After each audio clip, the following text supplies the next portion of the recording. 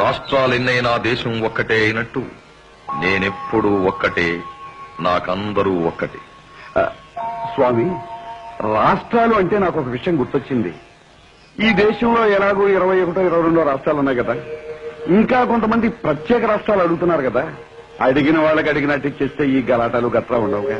సాంబయ్య, నువ్వెప్పుడైనా మసాలా వడ తిన్నావా? అదేమిటి స్వామి? తిన్నావా అని అడుగుతున్నాను. తినకేం స్వామి? మసాలా వడ తయారు చేయడానికి కావలసిన ముఖ్యమైన వస్తువేది?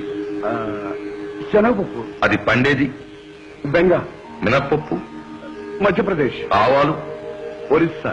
నూనె? గుజరాత్. ఉల్లి మిర్చి? ఆంధ్రప్రదేశ్. కట్టెలు? అడవి ప్రదేశ్. ఇనప మూకుడు? రూర్కెల. సత్తుగరిట? బిలాయ్. రుబ్బురోలు? కడప. వండేవాడు? బెజవాడ. తినేవాడు? గుడివాడ, కాకినాడ, వాడవాడ, వాడ. సాంబయ్య, నువ్వన్నట్టు అడిగిన వాళ్ళకల్లా ప్రత్యేక రాష్ట్రాలు ఇస్తూ దేశాన్ని విభజించుకుంటూ పోతే ఒక్క మసాలా వడ తినడానికే నువ్వు దేశమంతా తిరగాల్సి ఉంటుంది. అంచేత విభజన అన్నది దేశానికి ఇంటికి కూడా అంత మంచిది కాదయ్యా సాంబయ్య.